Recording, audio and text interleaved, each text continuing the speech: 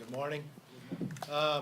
Many of you may have plans this weekend across America. I know they'll have cookouts and barbecues, but I ask everybody to spend a moment in really what Memorial Day is about.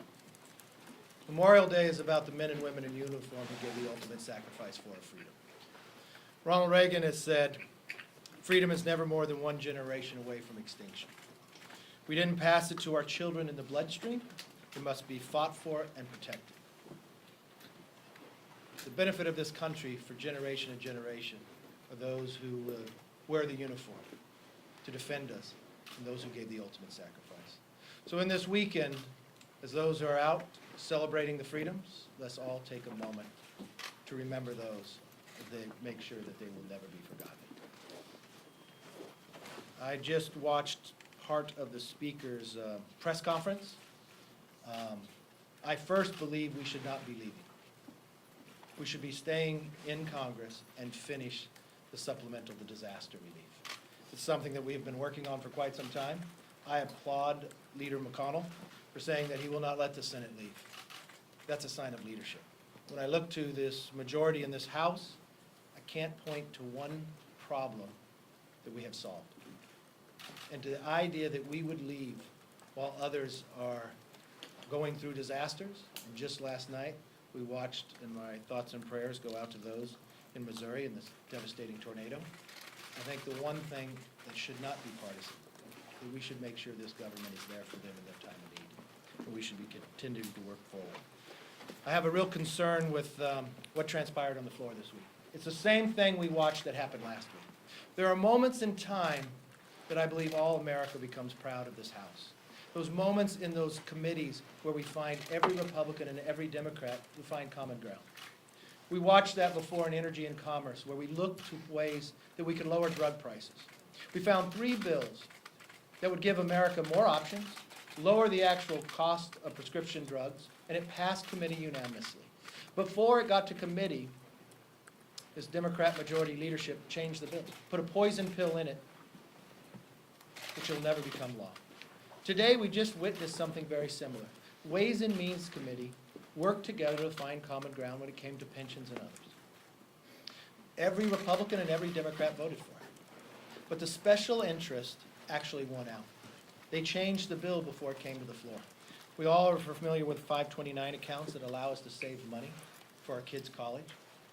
But it also allows you to do more. Pay for the books, pay for the college exams in the new version. It would also help if you have a child with disability.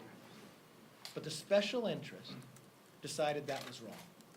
The special interest decided that should be removed from the bill. I'm not sure why the Speaker would treat the chairman of Ways and Means that way, or the whole committee itself, when they found a moment of time that they could all come together. But as I've said before, this is not the same Democratic Party we found in the past. This has become a new socialist Democratic Party. And there's 3 things I learned from this, of allowing this special interest, to remove the idea that you could not help your own children be able to save for your education. The Democrats want institutions, not individuals, to be the focus of their education funding. They want partisan interest and not parents to decide how children learn. And they want the federal government, not families, to have control over their money. Now, when I watch the leadership of this new Socialist Democratic Party, some things really concern me. If we're serious about solving problems, I think the actions of the Speaker were irresponsible. You've had on scheduled for a number of weeks to have a follow-up meeting with the President, to talk about infrastructure, to actually come to a solution. But what do you do right before the meeting? You schedule a special conference of the majority to talk about impeachment. You walk out to the microphones before and you claim the President is covering something up. And that same day, the Speaker questioned all Republicans' oath to the Constitution. This is irresponsible. This is not a way to govern.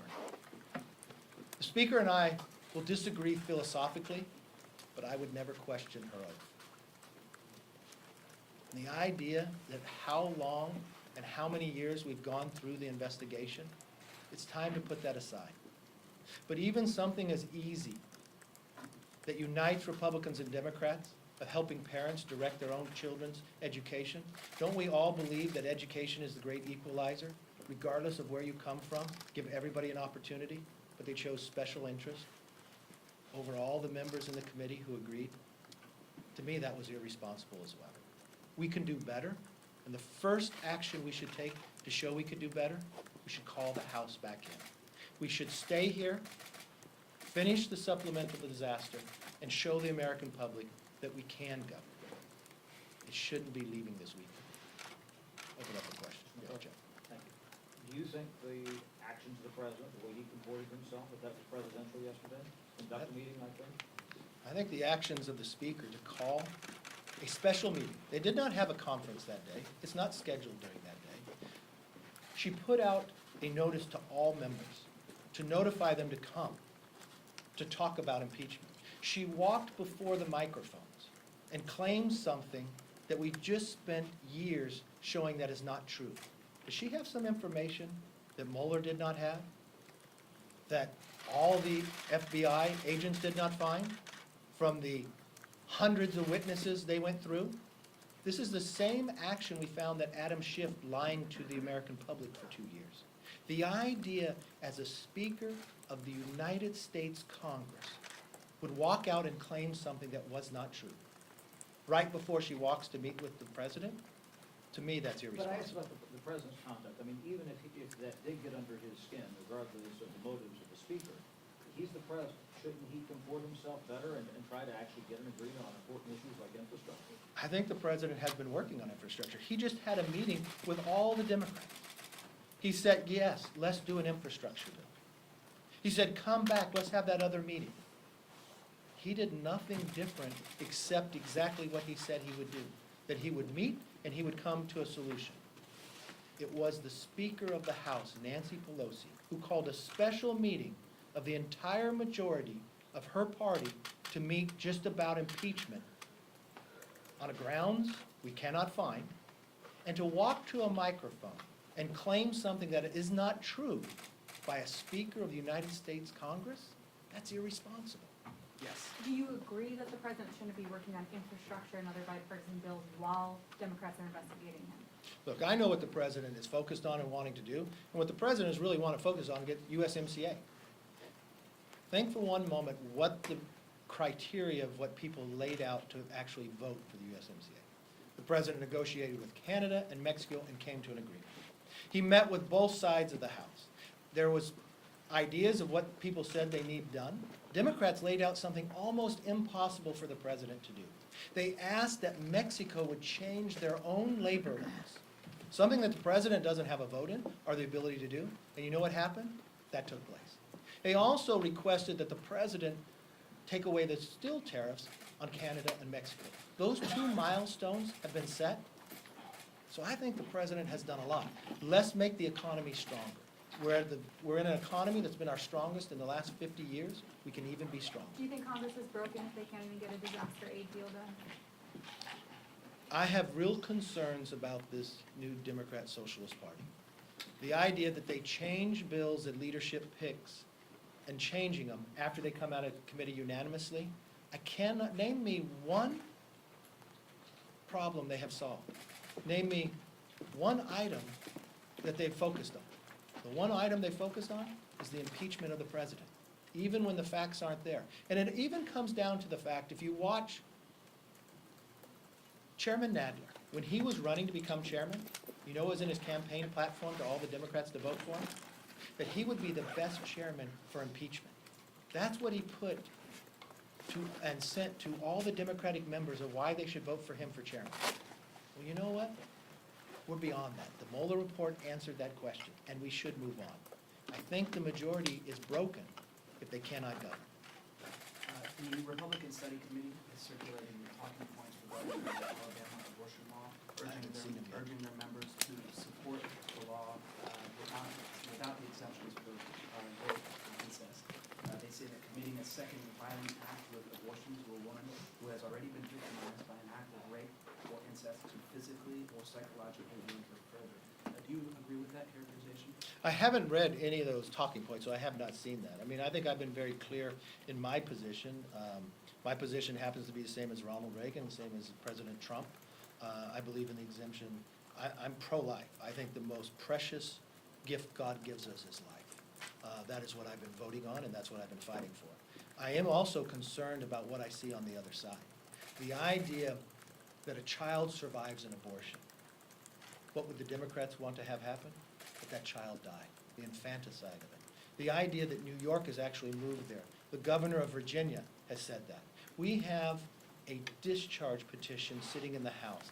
That is the one mechanism that if you got 218 votes, or 218 signatures, you could have a vote on the floor to stop that. I wouldn't think in this country today that we'd even have to have that vote, but we do. Today marks the 50th day on this floor that we've asked for unanimous consent to bring that bill up, to protect that child that they survived an abortion, that they can still live. That, to me, is concerning. Your members cannot Yes. fight. Yes. House Judiciary passed yesterday 2 immigration bills, Dream and Promise, and it's slated for a floor vote in June. Are you going to instruct your conference to vote one way or another on those? I haven't seen the bills. Our conference will look at them and walk through. We believe we have a very big crisis. I believe all of America understands we have a crisis on the border.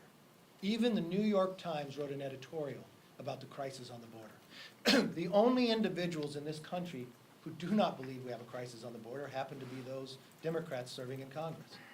Maybe one of the parts of the hang-up of getting the disaster bill is making sure the funding for part of what individuals is happening along this border today, the crisis. The New York Times even said that funding should come forward. But again, the Democrats have withheld the ability to make that happen. Do you believe the basic idea of the DREAM Act, protecting Dreamers or giving them a path to? I believe our overall immigration system is broken, and that's why last Congress, we brought 2 different immigration bills to the floor, but not one Democrat voted for it. This is a problem. We've got to secure our border. We've got to solve the challenge and make sure this land is a land of immigrants and continues to be that. And I think it'll be an overall bill that immigration reform we can get done. Yes? You know the president well. Pelosi was just saying that the president wants the House to impeach him because they'd fumble it and it would benefit politically. Is that something that sounds plausible to you, or is that in fact the president's goal here? I think that's irresponsible of the speaker to even say. Remember what office she has. Remember what position the speaker is in the line to become president. To have that kind of conversation is irresponsible. She knows better than that. She knows the president does not want that. She knows the president wanted to work on an infrastructure bill, wants to make this economy continue to be strong. The president didn't have a meeting of a bunch of members of Congress to talk about impeachment. The speaker did. The president didn't go to a microphone and claim that Speaker Pelosi was covering something up. The speaker did. So for the idea to continue to say that to the American public is irresponsible. Yes? Would there have been support for an infrastructure package? I mean, had that discussion moved forward on your side of the aisle? Well, we'd see what the plan would be, but there's a desire to do infrastructure. I just continue to be amazed at this new Socialist Democratic Party, that even when you have both sides agree in committee unanimously, the leadership makes sure that is not the bill that hits the floor. Just like when prescription drugs, when we all agreed, where the prices would come down, the options would be greater, they put a poison pill in it. Just like we agreed in Ways and Means, every Republican and every Democrat, that every parent could be able to save money, even if you have a disabled child, to help along with their education, K through 12, if you're homeschooled or others. But the special interests said no to that, and they removed the bill. They removed that portion of the bill. So I question that if this leadership ever even wants to solve a problem. I wish you all a very good Memorial Day, and please remember those who gave the ultimate sacrifice. Thank you. Thank you.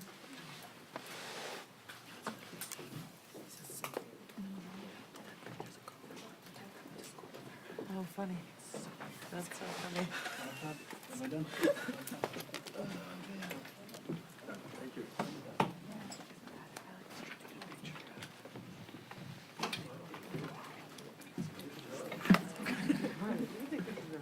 It's clearly marked. Parallel